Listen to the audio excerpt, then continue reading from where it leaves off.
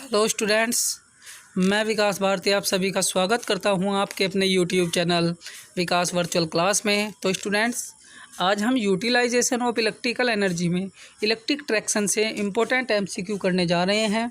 आप लोग जो हैं एग्ज़ाम से पहले ये वीडियो ज़रूर देखें, यहाँ से आपके एग्ज़ाम में क्वेश्चंस आ सकते हैं। इसका जो वीडियो है डिस्क्रिप्शन की, वो मैं आप लोगों को पहले ही करा चुका हूँ। तो यहाँ से आपके जितने भी इम्पोर्टेंट क्वेश्चंस आप लोगों के लिए बनते हैं वो क्वेश्चन मैं आप लोगों के लिए लेकर के आया हूँ। तो स्टूडेंट्स, आप लोग जो हैं पूरी वीडियो में लगातार बने रहें और सभी क्वेश्चंस का आंसर अपने हिसाब से जो भी आपको सही लगता है उसे कमेंट सेक्शन में आप लोग डालते रहें, लिखते रहें, ताकि आप लोगों को भी अपनी जो तैयारी है उसका एनालिसिस सही तरीके से आप लोग भी कर पाए। ऐसे ही नेक्स्ट चैप्टर से हम लोग वीडियो लेकर के आएंगे, तो आप लोग जो है 1 बाय 1 इसी तरीके से चैप्टर वाइज सारी वीडियो को देखते रहें और चैनल को आप लोग सब्सक्राइब कर लें, जिससे कि आप लोग और नोटिफिकेशन को आप लोग प्रेस कर लें, ताकि आने वाली वीडियो को जो लिंक है आप लोगों को मिल जाए। और आप लोग वीडियो को लाइक कर दीजिएगा अगर आप लोगों को वीडियो अच्छी लगती है। चैनल को शेयर कर दीजिएगा अपने दोस्तों के साथ, ताकि उन सभी तक जितने बच्चे तैयारी कर रहे हैं वहाँ तक ये वीडियो पहुँच जाए आप लोगों के लिए बहुत कम समय लगा करके, ताकि आप लोग कम से कम समय में ज़्यादा क्वेश्चन कर पाएँ। इसी वजह से वीडियो बहुत ही छोटी करके और बहुत स्पीड से ये बनाई है। तो आप लोग जो हैं स्टूडेंट्स सभी लोग सभी क्वेश्चंस को लगाइए और बने रहें इस चैनल के साथ। देखिए, चलते हैं हम पहले क्वेश्चन की तरफ। पहला क्वेश्चन, चलिए देखते हैं पहला question. Which of the following is an advantage of electric traction over other method of traction.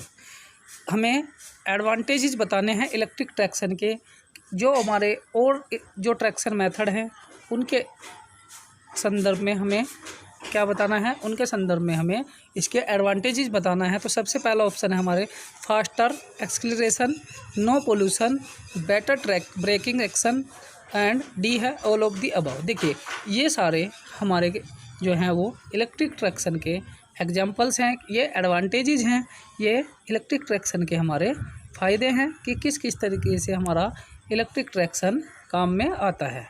तो यहाँ से हमारा ऑप्शन नंबर डी बिल्कुल राइट हो जाएगा। इलेक्ट्रिक ट्रैक्शन के फ़ायदे हैं, ये फास्टर एक्सीलरेशन के लिए यूज होता है, इसमें कोई पोल्यूशन आपका पोल्यूटेंट नहीं होते, इसमें बेटर ब्रेकिंग एक्शन होता है, यानी कि ब्रेकिंग सिस्टम जो है वो बहुत ही अच्छा होता है। तो होप्स हो आप लोगों को ये क्वेश्चन जो है वो अच्छे से समझ आ गया होगा। हमें इलेक्ट्रिक ट्रैक्शन के एडवांटेजेस बताने हैं।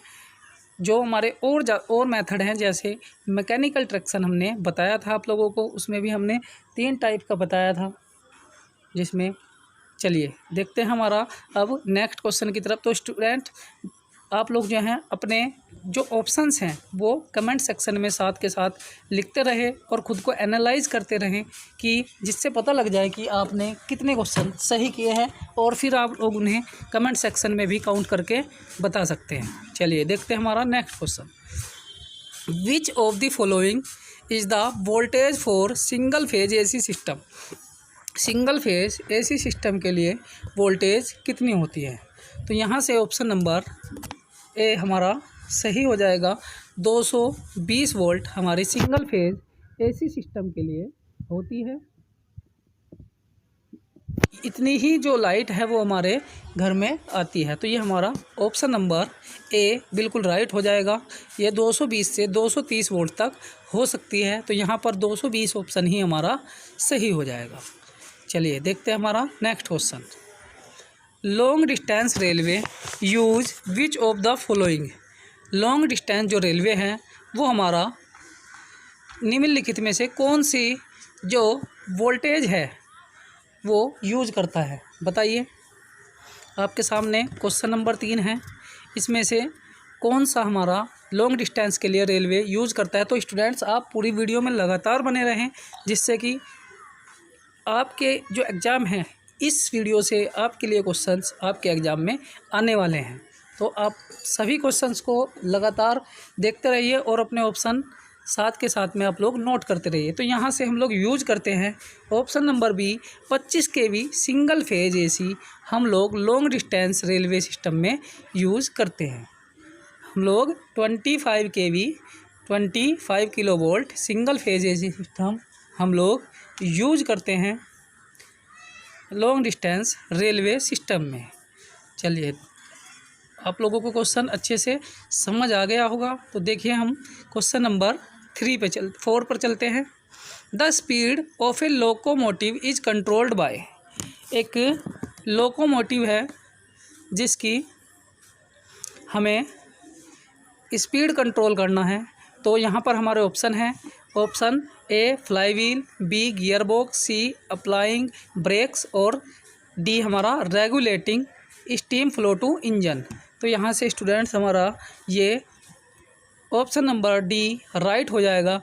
Regulating steam flow to engine में हम लोग लोकोमोटिव की जो स्पीड है उसे कंट्रोल हम लोग कर सकते हैं। हम स्टीम फ्लो से कंट्रोल कर सकते हैं। अगर आप लोगों को किसी भी क्वेश्चन में कोई डाउट है, किसी भी तरीके की कोई समस्या है, तो आप लोग कमेंट में लिख सकते हैं। किसी क्वेश्चन का आप लोगों को कोई और एक्सप्लेनेशन चाहिए तो उसके लिए भी आप लोग बता सकते हैं। चलिए चलते हैं हमारे नेक्स्ट क्वेश्चन पर। क्वेश्चन नंबर 5 देखते हैं। Main traction system used in India are those using. जो मेन ट्रैक्शन सिस्टम है हमारे यहाँ इंडिया में, तो उसमें हम लोग मेन ट्रैक्शन सिस्टम में जो हम लोग क्या यूज करते हैं, किसके लिए यूज़ करते हैं बताइए। इलेक्ट्रिक लोकोमोटिव, डीजल इंजन या steam engine, diesel electric locomotive या ऑल ऑफ दी अबव। तो यहाँ से ऑप्शन हमारा ऑप्शन नंबर ई सही हो जाएगा। मेन ट्रैक्शन जो हम लोग यूज़ करते हैं इंडिया में वो सभी तरीके का करते हैं। हम इलेक्ट्रिक लोकोमोटिव भी करते हैं, हम लोग डीजल इंजन भी करते हैं, हम लोग स्टीम इंजन भी करते हैं, हम लोग डीजल इलेक्ट्रिक लोकोमोटिव का यूज भी करते हैं। तो हम चारों तरीके के जो हमारे लोकोमोटिव्स हैं, जो ट्रैक्शन है, वो हम लोग यूज करते हैं। चलिए नेक्स्ट क्वेश्चन पर चलते हैं। In India diesel locomotives are manufactured. Diesel locomotive हमारे कहाँ पर मैन्युफैक्चर होते हैं बताइए। ऑप्शन दीजिए जल्दी से। ये हमारे वाराणसी, वहाँ पर हमारा DLW डीजल लोकोमोटिव वर्क्स हमारा वाराणसी में है। तो वहीं हमारे डीजल लोकोमोटिव जो है वो मैन्युफैक्चर होते हैं। चलिए देखते हैं हमारा next question. For diesel locomotive the range of horse power. Diesel locomotives के लिए जो हॉर्स पावर है वो कितनी होती है बताइए। डीजल लोकोमोटिव्स के लिए हॉर्स पावर, जो इंजन की जो हॉर्स पावर है कितनी होती है, इंजन की शक्ति कितनी होती है। यह ऑप्शन नंबर बी हमारा राइट हो जाएगा। 500 से 1000 के बीच में इसकी हॉर्स पावर होती है। क्वेश्चन आप लोगों को समझ आ गया होगा। चलिए देखते हैं हमारा next question. Locomotive has the highest operational availability.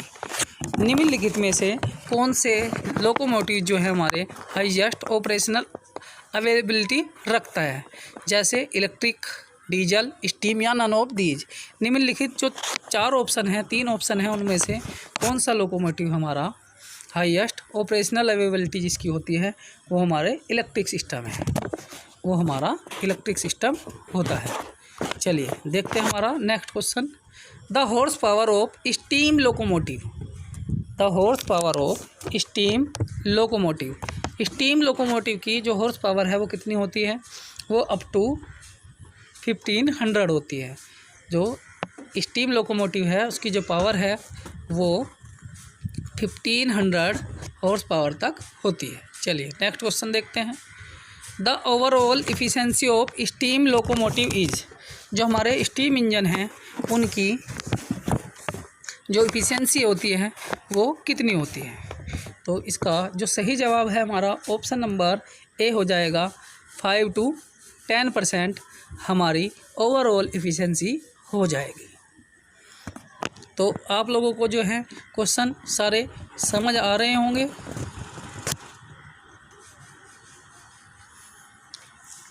In tramways which of the following motor is use. देखिए ट्राम जो हमारी होती है, जो कि हमारे वेस्ट बंगाल या कोलकाता में चलती है, जिन्हें हम लोग ट्राम, वहाँ पर ट्राम रेलवे और ट्राम बसें भी चलती है, जो कि हमारे स्टैंडर्ड गेज पर यानी कि 1.34 पर बनती है।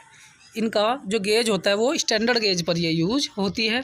ट्राम जो रेलवे है इसमें कौन सी मोटर का यूज हम लोग करते हैं, ये हमारा क्वेश्चन है। तो यहाँ से हमारा ऑप्शन नंबर बी बिल्कुल राइट हो जाएगा। यहाँ पर हम लोग डीसी सीरीज़ मोटर का यूज़ करते हैं। यहाँ पर हम लोग डीसी सीरीज़ मोटर का यूज करते हैं। ट्राम जो है हमारी एक बसें भी हैं कलकत्ता में, ये वेस्ट बंगाल में जो कलकत्ता है वहाँ पर ट्राम बसें भी चलती हैं। वो बहुत ही कम स्पीड से चलती रहती है, उसमें चाहे इंसान एक बार चढ़ जाए और चढ़ने के बाद उतर के दोबारा से चलती हुई में भी दोबारा से चढ़ सकता है। आराम से अपना काम वाम करके थोड़ा बहुत कुछ सामान ले करके दोबारा से फिर उसमें सवार हो सकता है। तो ये इस तरीके की धीरे धीरे चलने वाली ट्राम बसें भी होती हैं और ट्राम रेलवे भी कलकत्ता या वेस्ट बंगाल में चलती है। तो आप लोगों को क्वेश्चन समझ आ गया होगा। चलिए क्वेश्चन नंबर 12 देखते हैं। In a steam locomotive electric power is provided through, जो स्टीम इंजन है उसमें इलेक्ट्रिक पावर हमें किसके थ्रू दी जाती है, बताइए। इसका जवाब बताइए जल्दी से, लगाइए क्वेश्चन। यहाँ से हमारा ऑप्शन नंबर सी राइट हो जाएगा। स्मॉल टर्बो जनरेटर हम लोग यूज करते हैं स्टीम लोकोमोटिव में, जो कि हमारा इलेक्ट्रिक पावर प्रोवाइड करता है। चलिए देखते हैं हमारा next question. Which of the following drives is suitable for mines where explosive gas exists, निम्नलिखित में से कौन सी ड्राइव हमारी सूटेबल होती है, जो हमारी खान्स हैं जहाँ पर बहुत ही जो हमारी एक्सप्लोसिव यानी कि एकदम से फटने वाली गैसें, जहाँ पर बहुत ही जहरीली गैसें हमारी फैलने का खतरा रहता है, तो उन माइंस में कौन सी ड्राइव हम लोग यूज़ करते हैं। तो यहाँ से ऑप्शन नंबर सी हमारा राइट हो जाएगा। बैटरी लोकोमोटिव का यूज हम लोग करते हैं, वहाँ पर बैटरी का यूज हम लोग करते हैं। चलिए क्वेश्चन देखते हैं 14।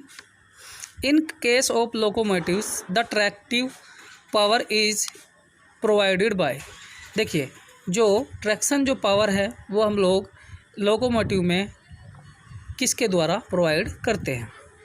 तो यहाँ से हमारा ऑप्शन नंबर सी राइट हो जाएगा। Double cylinder double acting steam engine का यूज हम लोग करते हैं। हम लोग double cylinder double acting steam engine का यूज हम लोग इसमें करते हैं। चलिए देखते हैं question number 15। Overload efficiency overload capacity of diesel engine is use to restricted, जो ओवरलोड कैपेसिटी है हमारे इंजन की कितने % तक हो सकती है।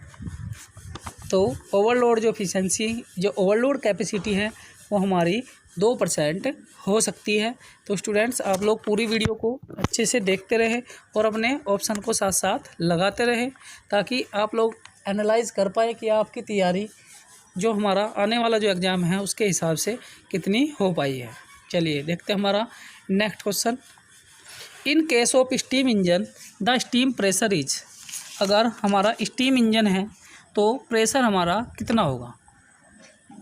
यहाँ पर हम ऑप्शन नंबर सी सही है, हमारा 10 से 15 किलोग्राम हमारा kgf पर सेंटीमीटर स्क्वायर हमारा ये होता है। चलिए देखते हैं हमारा next question. The steam engine provided on steam locomotive is, जो हमारा स्टीम इंजन है वो स्टीम लोकोमोटिव में जो होता है वो कैसा होता है, किस टाइप का होता है। इसका ऑप्शन नंबर बी हमारा राइट हो जाएगा। Single acting non condensing type, यानी कि इसमें हमारा सिंगल एक्टिंग होगा और कोई भी कंडेंसर इसमें यूज़ नहीं होगा, ये कंडेंसिंग नहीं होगा।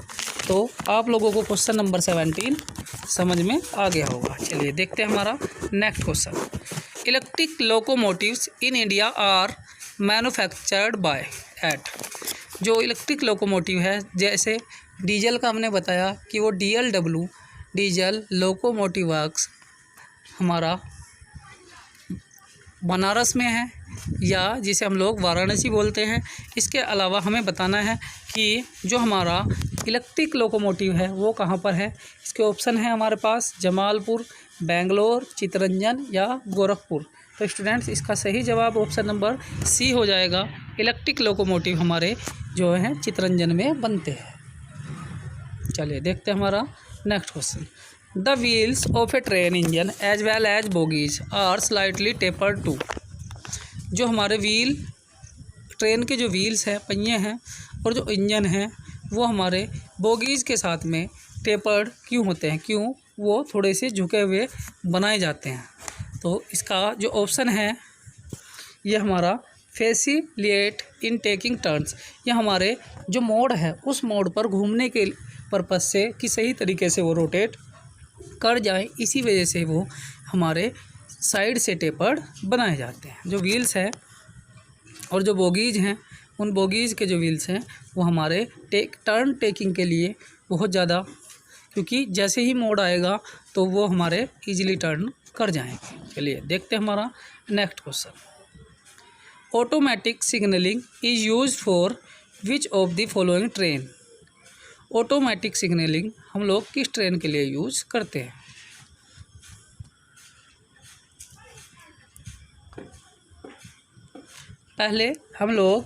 पहले के हिसाब से ये जो ऑप्शन है उसके लिए हमारा सुपर फास्ट ट्रेन हो जाएगा। लेकिन अब जो है जैसे धीरे धीरे हम लोग डिजिटलाइजेशन की तरफ बढ़ रहे हैं, तो जो सिग्नलिंग है हमारी वो ऑटोमेटिक सिग्नलिंग सभी ट्रेनों में हम लोग यूज़ करने लगे हैं। लेकिन अभी तक सभी ट्रेनों में हम लोग यूज़ उन्हें नहीं कर पाए हैं। तो इसके लिए हमारा ऑप्शन नंबर बी बिल्कुल राइट हो जाएगा। सुपर फास्ट ट्रेन में हम लोग ऑटोमेटिक सिग्नलिंग का यूज पूरी तरीके से करते हैं, जबकि सब अर्बन एंड अर्बन में अभी तक हम ऑटोमेटिक सिग्नलिंग का यूज़ नहीं कर पाए। चलिए चलते हैं हमारे नेक्स्ट क्वेश्चन की तरफ। The efficiency of diesel locomotive is nearly. जो हमारा डीजल लोकोमोटिव है उसकी इफ़िशेंसी कितनी होती है। उसकी इफ़िशेंसी हमारी ऑप्शन नंबर ए 20 से 25% तक होती है। तो क्वेश्चन जो आप लोगों को क्लियर हो रहे होंगे। चलिए next question. The speed of a super fast train is. Speed हमारी सुपर फास्ट ट्रेन की कितनी होती है। इसका जो राइट आंसर है option number D, more than 100 kilometre per hour हमारा speed of super fast train की हो जाएगी। चलिए चलते हैं हमारे नेक्स्ट क्वेश्चन की तरफ। The number of passenger coaches that can be attached to a diesel engine locomotive on broad gauge is usually restricted to. जब हम लोग ब्रॉड गेज का इस्तेमाल करते हैं, हमारे पास 4 गेज में हमारी जो ट्रेनें हैं, 4 तरीके की रेलवे लाइन होती हैं, जिसमें हम लोग broad gauge, narrow gauge, standard gauge और मीटर गेज का यूज करते हैं, जिनकी लंबाई अलग अलग होती है। तो यहाँ पर जो ऑप्शन है हमारा ऑप्शन नंबर बी बिल्कुल राइट हो जाएगा। यहाँ पर हम लोग 10 बोगीज़ का, 10 कोचेज़ का यूज करते हैं। ब्रॉड गेज में हम लोग 10 का यूज करते हैं। चलिए देखते हैं हमारा next question. Which of the following state capitals is not on broad gauge track. निम्नलिखित में से कौन सी हमारी राजधानी ऐसी है जो ब्रॉड गेज ट्रैक पर नहीं है। तो यहाँ पर ऑप्शन नंबर सी हमारा सही हो जाएगा। ये हमारी ब्रॉड गेज पर नहीं है। ये हमारी ब्रॉड गेज पर, अभी आप लोगों को बताते हैं कि ब्रॉड गेज, नैरो गेज और ये क्या होता है। Which of the following is the advantage of electric braking. Electric braking का एडवांटेज हमारे पास क्या है। तो यहाँ से 4 ऑप्शन है। It avoids wear of track, motor continue to remain loaded during braking, it is instantaneous, more heat is generated during braking. तो यहाँ से ऑप्शन नंबर ए हमारा सही हो जाएगा। It avoids wear of track, यह ट्रैक को टूटने से बचाने का काम करता है। चलिए नेक्स्ट क्वेश्चन देखते हैं। विच of the following braking system on the locomotive is costly. निम्नलिखित में से कौन सा हमारा जो ब्रेकिंग सिस्टम है वो हमारा कॉस्टली होता है। तो यहाँ से हम लोग देखिए, हमने आप लोगों को ब्रेकिंग सिस्टम पढ़ाया था जिसमें प्लगिंग हमने बताया था, रियोस्टेटिक बताया था, जिसमें रीजनरेटिव बताया था। तो यहाँ पर रीजनरेटिव हमारा सबसे कॉस्टली सिस्टम हो जाएगा। अब हम लोग गेज की बात करते हैं। एक ब्रॉड गेज होता है हमारा। ब्रॉड गेज की जो लेंथ है 1.676 होती है, इतने मीटर हमारी होती है ब्रॉड गेज। ऐसे ही हमारा नैरो गेज जो है वो 0.762 मीटर होता है। ऐसे ही हमारा ट्राम जो है वो हमारी स्टैंडर्ड गेज पर बनाई जाती है 1.435। और एक हमारा मीटर गेज होता है, जिसकी जो दो पटरियां हैं उनके बीच की जो डिस्टेंस है उसे ही हम लोग गेज बोलते हैं। गेज क्या है? Gauge distance between two tracks, दो ट्रैक्स के बीच में हम लोग जितनी दूरी रखते हैं वही हमारा गेज कहलाता है।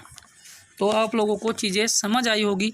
अब जो हमारे शिमला वगैरह में जो पहाड़ी क्षेत्र में जो ट्रेनें चलती हैं, वहाँ पर पटरियाँ जो हैं वो बहुत ही छोटी होती हैं, तो वो हमारे नैरो गेज होता है। वो हमारा नैरो गेज होता है, जिसकी जो ट्रैक्स के बीच में जो लेंथ है वो 0.762 होती है। ऐसे ही हम लोग जो हमारी फर्स्ट रेल मुंबई से ठाणे के लिए 1852 में चली थी, तो वो हमारी ब्रॉड गेज पर बनाई गई थी, जिसकी लंबाई, ब्रॉड गेज की जो लंबाई है वो 1.676 होती है।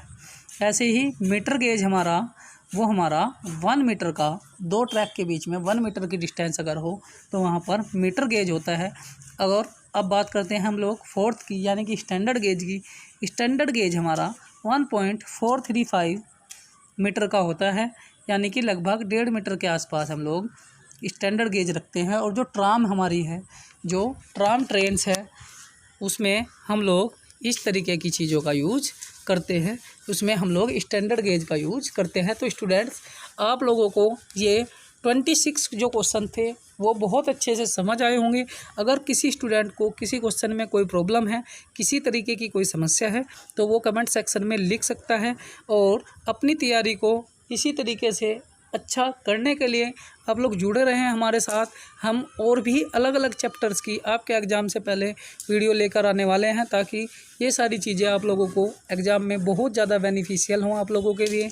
तो स्टूडेंट्स, अगर किसी को ने अभी तक ये वीडियो चैनल हमारा सब्सक्राइब नहीं किया है, तो हमारे चैनल को सब्सक्राइब कर लें, वीडियो को लाइक कर दें और अपने दोस्तों के साथ भी शेयर कर दें, ताकि किसी भी स्टूडेंट का किसी भी तरीके से कोई लॉस ना हो। और अगर यहाँ से क्वेश्चन आते हैं तो हमारे लिए भी बहुत अच्छी बात रहेगी, क्योंकि बहुत ज़्यादा मेहनत के साथ आप लोगों के लिए क्वेश्चंस बनाए।